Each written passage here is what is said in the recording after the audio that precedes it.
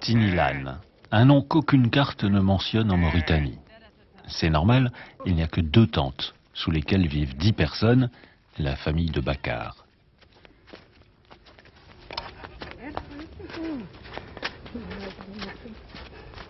Ici, on pratique un peu d'élevage. Pas un gros élevage d'ailleurs, à peine 60 moutons et 60 chèvres. Pour les vendre, les égorger à l'occasion des fêtes et faire un peu de beurre avec le lait. C'est le travail de Fatma, la mère, et de sa belle-fille, Yoma.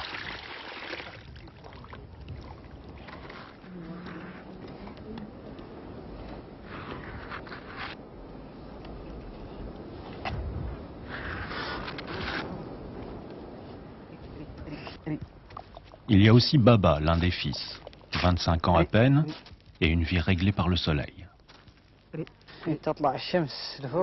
Pour moi, chaque position du soleil correspond à un travail. Je commence par attacher les chevreaux et ensuite je siffle pour dire aux animaux qu'il faut partir dans le désert. J'ai déjà passé 1 an à Nouakchott, la capitale.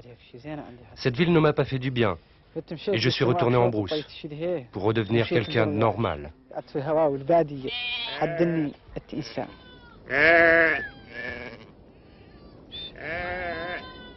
À Tinilan, on vit sous la tente, comme Mohamed, l'autre fils, parce qu'on est des nomades. Mais on ne reste jamais très longtemps au même endroit, 30 jours au maximum, tant qu'il y a de l'herbe pour les animaux.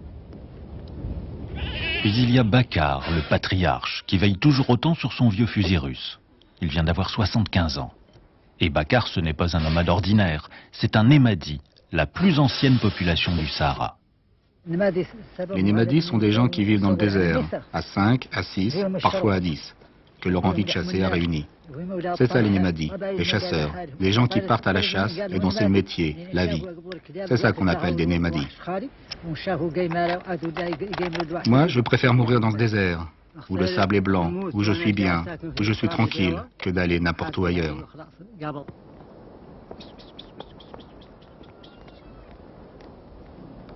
Aujourd'hui, ceux qu'on nomme les maîtres du désert sont moins de 500 en Mauritanie.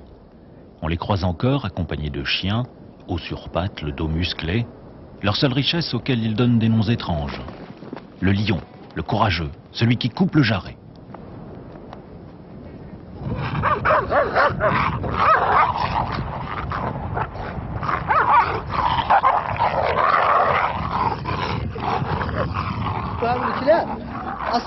Ces chiens-là, on ne les vend jamais, parce qu'ils servent à beaucoup de choses. Quand on dort et qu'ils sont lâchés, personne ne peut s'approcher, parce qu'ils montent la garde.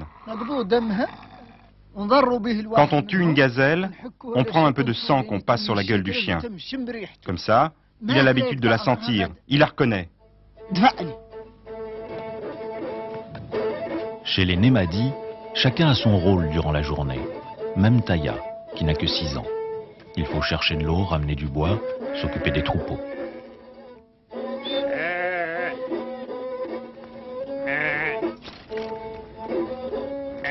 Mais le soir, toute la famille se retrouve au campement, pour le repas et surtout pour écouter Fatma, la mère. Car nous sommes en janvier, le mois de la guémarée, la grande chasse. Fatma fait le xana. Sur le sable, elle dessine des traits, des figures, et à travers son doigt, c'est Dieu qui parle. Le xana a dit, les chasseurs ont pris la route. Ils vont faire couler le sang. Si c'est une gazelle, le xana dit que ce sera une gazelle femelle et pas un mâle. L'un des chasseurs sera suivi par des femelles.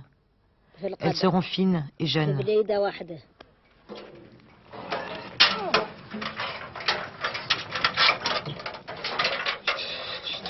Le xana a parlé. Bakar, Baba et Mzeri chargent des bidons de 70 litres d'eau et de la nourriture sur les dromadaires qui ont aussi été dressés pour la chasse. On leur a appris à ne pas faire de bruit, à reconnaître l'odeur de la gazelle.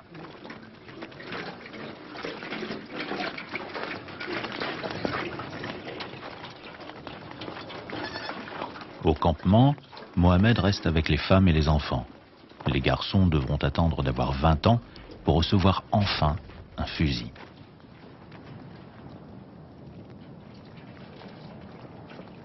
Dans le désert d'Aouana, la guémarée commence. Une chasse pour se nourrir et non pour le plaisir. Parce que pour les Nemadi, la viande rouge est la seule nourriture des hommes digne de ce nom. Ici, les conditions climatiques sont extrêmes. Aucune goutte d'eau durant plus de 500 km. Des températures qui peuvent dépasser les 50 degrés.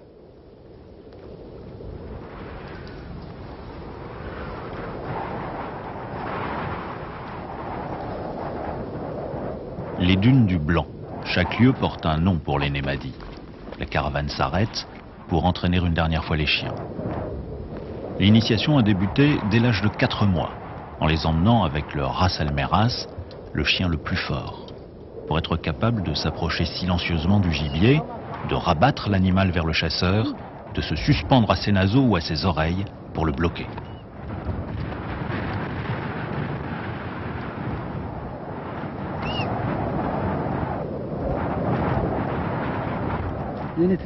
Quand j'étais petit, mon père refusait que j'aille à la chasse avec lui. Alors je prenais une ficelle que j'attachais à mon pied et à celui de mon père. Comme ça, je savais s'il partait pendant mon sommeil. Et tu me disais, moi ce que je veux, c'est que tu me laisses la gazelle vivante, jusqu'à ce que j'arrive et que j'entende son cri. Ah oui, c'était vraiment bien. Le changement d'habit pour la chasse, on ne peut pas l'expliquer. C'est comme la préparation des chiens et des fusils. Ça ne se fait pas dans le campement, c'est la tradition. Les habits, quand ils ne bougent pas, quand il n'y a pas de vent, la gazelle n'a pas peur, elle les confond avec des branches d'arbres. Elle s'approche et on peut lui tirer dessus à bout portant.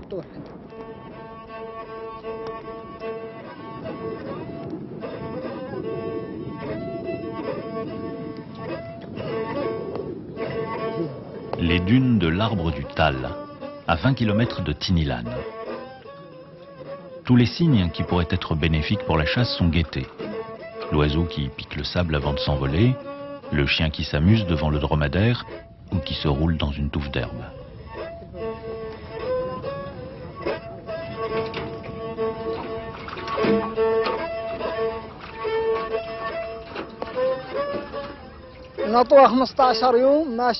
On passe parfois 15 jours dans le désert. On connaît le sable. Quelquefois, il y a des arbres. Quelquefois, il n'y a rien. Quelquefois, il y a une herbe qui pousse que l'on connaît. On n'est jamais perdu. Il y a des endroits connus des ancêtres où personne ne va, où nous sommes les seuls à chasser. Les dunes, là où il n'y avait rien. Les Nemadi marchent depuis 10 heures. La soif se fait sentir et les chasseurs prennent de l'eau dans une gerba, une sorte de gourde faite avec la peau d'une chèvre. C'est ici que Bakar a dû boire un jour un liquide verdâtre prélevé dans l'estomac d'une gazelle, parce qu'il revenait de la chasse avec son fils Mohamed sans eau et que c'était la seule solution pour survivre.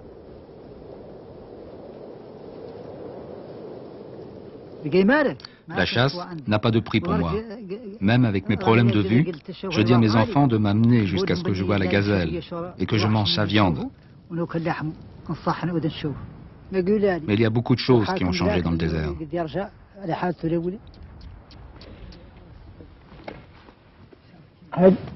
Le désert bouge et les dunes avancent, toujours un peu plus. Hier, c'était la savane ici. À présent, il n'y a rien, si ce n'est du sable, sans la moindre trace d'animal. Aujourd'hui, les gazelles, elles courent surtout dans les mémoires, les récits. On les espère, on en parle le soir, autour du feu, comme si cela pouvait les rendre plus accessibles. Parce que, année après année, il faut toujours aller plus loin, même pour trouver du bois.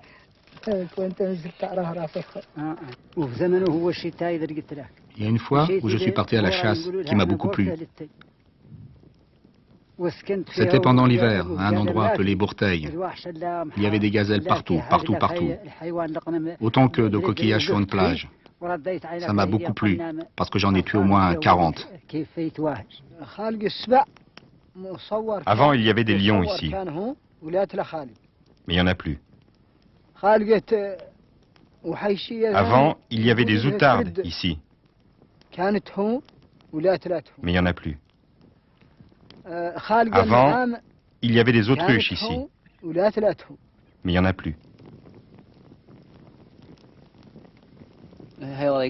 La chasse, c'est très important pour moi.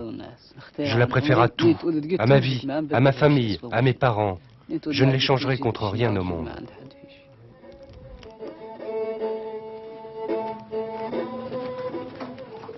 Bientôt 5 jours de marche pour Bakar, Baba et Mzeri. Autrefois, ils auraient déjà tué une dizaine de gazelles, mais là, aucun coup de feu n'a encore été tiré, malgré le Xana et le doigt de Dieu. Parce que, quelles que soient les prédictions, le désert avance toujours, inexorablement.